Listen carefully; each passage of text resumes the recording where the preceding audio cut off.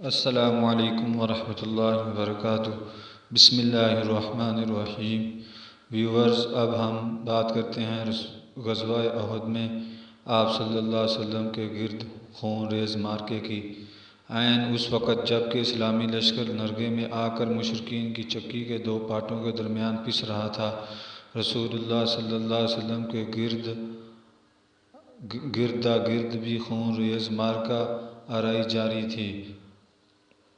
مشرکین نے گھیراؤ کی کارروائی شروع کی تو رسول اللہ صلی اللہ علیہ وسلم کے ہمراہ محض 9 آدمی تھے، اور جب آپ صلی اللہ علیہ وسلم نے مشرکین کو یہ کہہ کر پکارا کہ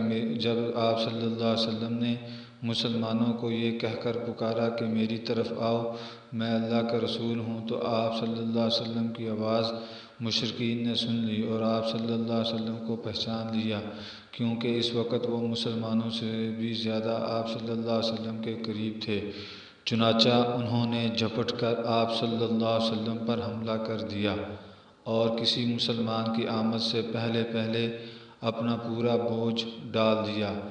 اس فوری حملے کے نتیجے میں ان مشرکین اور وہاں پر موجود 9 صحابہ کے درمیان نہایت سخت معرکہ آرائی شروع ہو گئی، جس میں محبت و جان سپاری اور شجاعت و جاں بازی کے بڑے بڑے نادر واقعات پیش آئے۔ صحیح مسلم میں حضرت انس رضی اللہ تعالیٰ عنہ سے روایت ہے کہ احد کے روز رسول اللہ صلی اللہ علیہ وسلم 7 انصاری اور 2 قریشی صحابہ کے ہمراہ الگ تھلگ رہ گئے تھے۔ جب حملہ آور آپ صلی اللہ علیہ وسلم کے بالکل قریب پہنچ گئے تو آپ صلی اللہ علیہ وسلم نے فرمایا، کون ہے جو انہیں ہم سے دفع کرے اور اس کے لیے جنت ہے، یا یہ فرمایا کہ وہ جنت میں میرا رفیق ہوگا۔ اس کے بعد ایک انصاری صحابی آگے بڑھے اور لڑتے لڑتے شہید ہو گئے۔ اس کے بعد پھر مشرکین آپ صلی اللہ علیہ وسلم کے بالکل قریب آ گئے اور پھر یہی ہوا۔ اسی طرح باری باری 7 انصاری صحابی شہید ہو گئے۔ اس پر رسول اللہ صلی اللہ علیہ وسلم نے اپنے 2 باقی ماندہ ساتھیوں یعنی قریشیوں سے فرمایا، ہم نے اپنے ساتھیوں سے انصاف نہیں کیا۔ ان ساتھوں میں سے آخری صحابی حضرت عمارہ بن یزید بن السکن تھے۔ وہ لڑتے رہے یہاں تک کہ زخموں سے چور ہو کر گر پڑے۔ ابن السکن کے گرنے کے بعد رسول اللہ صلی اللہ علیہ وسلم کے ہمراہ صرف 2 قریشی صحابی رہ گئے تھے۔ چنانچہ صحیحین میں ابو عثمان رضی اللہ تعالیٰ عنہ کا بیان مروی ہے کہ جن ایام میں آپ صلی اللہ علیہ وسلم نے معرکہ آرائی کی، ان میں سے ایک لڑائی میں آپ صلی اللہ علیہ وسلم کے ساتھ طلحہ بن عبید اللہ اور سعد بن ابی وقاص کے سوا کوئی نہ رہ گیا تھا، اور یہ لمحہ رسول اللہ صلی اللہ علیہ وسلم کی زندگی کے لیے نہایت ہی نازک ترین لمحہ تھا، جبکہ مشرکین کے لیے انتہائی سنہری موقع تھا، اور حقیقت یہ ہے کہ مشرکین نے اس موقع سے فائدہ اٹھانے میں کوئی کوتاہی نہیں کی۔ انہوں نے اپنا تابڑ توڑ حملہ نبی صلی اللہ علیہ وسلم پر مرکوز رکھا اور چاہا کہ آپ صلی اللہ علیہ وسلم کا کام تمام کر دیں۔ اسی حملے میں عتبہ بن ابی وقاص نے آپ صلی اللہ علیہ وسلم کو پتھر مارا، جس سے آپ صلی اللہ علیہ وسلم پہلو کے بل گر گئے۔ آپ صلی اللہ علیہ وسلم کا داہنا نچلا رباعی دانت ٹوٹ گیا۔ آپ صلی اللہ علیہ وسلم کا نچلا ہونٹ زخمی ہو گیا۔ عبداللہ بن شہاب ظاہری نے آگے بڑھ کر آپ کی پیشانی زخمی کی۔ ایک اور اڑیل سوار عبداللہ بن قمیہ نے لپک کر آپ کے کندھے پر ایسی تلوار ماری کہ آپ صلی اللہ علیہ وسلم 1 مہینے سے زیادہ عرصہ تک اس کی تکلیف محسوس کرتے رہے، البتہ آپ کی دوہری ذرہ نہ کٹ سکی۔ اس کے بعد اس نے پہلے ہی کی طرح پھر ایک زوردار تلوار ماری جو آنکھ سے نیچے کی ابری ہوئی ہڈی پر لگی، اور اس کی وجہ سے خود کی 2 کڑیاں چہرے کے اندر دھس گئیں۔ ساتھ ہی اس نے کہا، اسے لے، میں قمیہ توڑنے والے کا بیٹا ہوں۔ رسول اللہ صلی اللہ علیہ وسلم نے چہرے سے خون پوچھتے ہوئے فرمایا، اللہ تجھے توڑ ڈالے۔ صحیح بخاری میں مروی ہے کہ آپ صلی اللہ علیہ وسلم کا رباعی دانت ٹوٹ گیا اور سر زخمی کر دیا گیا۔ اس وقت آپ صلی اللہ علیہ وسلم اپنے چہرے سے خون پونچھتے جا رہے تھے اور کہتے جا رہے تھے، وہ قوم کیسے کامیاب ہو سکتی ہے جس نے اپنے نبی کے چہرے کو زخمی کر دیا اور اس کا دانت توڑ دیا، حالانکہ وہ انہیں اللہ کی طرف دعوت دے رہا تھا۔ اس پر اللہ جل جلالہ نے یہ آیت نازل فرمائی، آپ کو کوئی اختیار نہیں، اللہ چاہے تو انہیں توبہ کی توفیق دے اور چاہے تو عذاب دے کہ وہ ظالم ہیں۔ طبرانی کی روایت ہے کہ آپ صلی اللہ علیہ وسلم نے اس روز فرمایا، اس قوم پر اللہ کا سخت عذاب ہو جس نے اپنے پیغمبر کا چہرہ خون آلود کر دیا۔ پھر تھوڑی دیر رک کر فرمایا، اے اللہ میری قوم کو بخش دے، وہ نہیں جانتی۔ صحیح مسلم کی روایت میں بھی یہی ہے، آپ بار بار کہہ رہے تھے، اے پروردگار میری قوم کو بخش دے، وہ نہیں جانتے۔ قاضی عیاض کی شفا میں یہ الفاظ ہیں، اے اللہ میری قوم کو ہدایت دے، وہ نہیں جانتی۔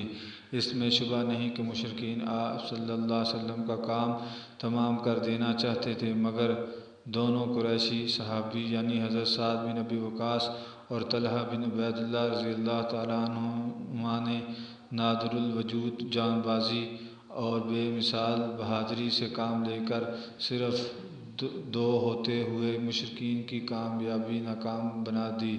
یہ دونوں عرب کے ماہر تیر انداز تھے، انہوں نے تیر مار مار کے مشرکین حملہ آوروں کو رسول اللہ صلی اللہ علیہ وسلم سے پرے رکھا۔ جہاں تک سعد بن ابی وقاص کا تعلق ہے تو رسول اللہ صلی اللہ علیہ وسلم نے اپنے ترکش کے سارے تیر ان کے لیے بکھیر دیے اور فرمایا، چلاؤ، تم پر میرے ماں باپ فدا ہو۔ ان کی صلاحیت کا اندازہ اس سے لگایا جا سکتا ہے کہ رسول اللہ صلی اللہ علیہ وسلم نے ان کے سوا کسی اور کے لیے ماں باپ کے فدا ہونے کی بات نہیں کی۔ اور جہاں تک حضرت طلحہ رضی اللہ تعالیٰ عنہ کا تعلق ہے تو ان کے کارنامے کا اندازہ نسائی کی ایک روایت سے لگایا جا سکتا ہے جس میں حضرت جابر رضی اللہ تعالیٰ عنہ نے رسول اللہ صلی اللہ علیہ وسلم پر مشرکین کے اس وقت کے حملے کا ذکر کیا ہے جب آپ صلی اللہ علیہ وسلم انصار کی ذرا جتنی نفری کے ہمراہ تشریف فرما تھے۔ حضرت جابر کا بیان ہے کہ مشرکین نے رسول اللہ صلی اللہ علیہ وسلم کو جا لیا تو آپ صلی اللہ علیہ وسلم نے فرمایا، کون ہے جو ان سے نپٹے؟ حضرت طلحہ نے کہا، میں۔ اس کے بعد حضرت جابر نے انصار کے آگے بڑھنے اور ایک ایک کر کے شہید ہونے کی وہ تفصیل ذکر کی ہے جسے ہم صحیح مسلم کے حوالے سے بیان کر چکے ہیں۔ حضرت جابر فرماتے ہیں کہ جب یہ سب شہید ہو گئے تو حضرت طلحہ آگے بڑھے اور 11 آدمیوں کے برابر تنہا لڑائی کی، یہاں تک کہ ان کے ہاتھ پر تلوار کی ایک ایسی ضرب لگی جس سے ان کی انگلیاں کٹ گئی۔ اس پر ان کے منہ سے آواز نکلی، ہس! رسول اللہ صلی اللہ علیہ وسلم نے فرمایا، اگر تم بسم اللہ کہتے تو تمہیں فرشتے اٹھا لیتے اور لوگ دیکھتے۔ حضرت جابر کا بیان ہے کہ پھر اللہ نے مشرکین کو پلٹا دیا۔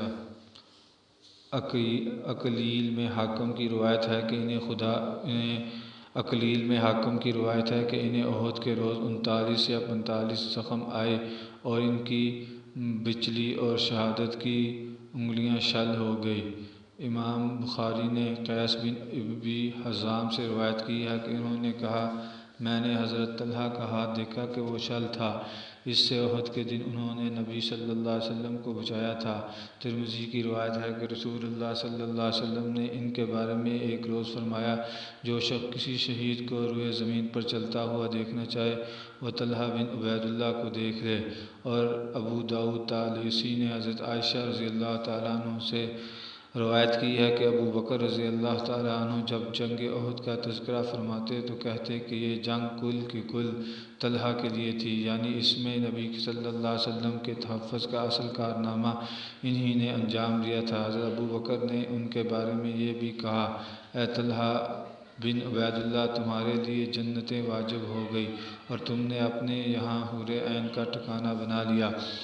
اس نازک ترین لمحے اور مشکل ترین وقت میں اللہ نے غیب سے اپنی مدد نازل فرمائی۔ چنانچہ صحیحین میں حضرت سعد رضی اللہ تعالیٰ عنہ کا بیان ہے، میں نے رسول اللہ صلی اللہ علیہ وسلم کو احد کے روز دیکھا، آپ کے ساتھ 2 آدمی تھے سفید کپڑے پہنے ہوئے، یہ دونوں آپ کی طرف سے انتہائی زوردار لڑائی لڑ رہے تھے۔ میں نے اس سے پوچھا، میں نے اس سے پہلے اس کے بعد ان دونوں کو کبھی نہیں دیکھا۔ ایک اور روایت میں ہے کہ یہ دونوں حضرت جبرائیل اور حضرت میکائیل تھے۔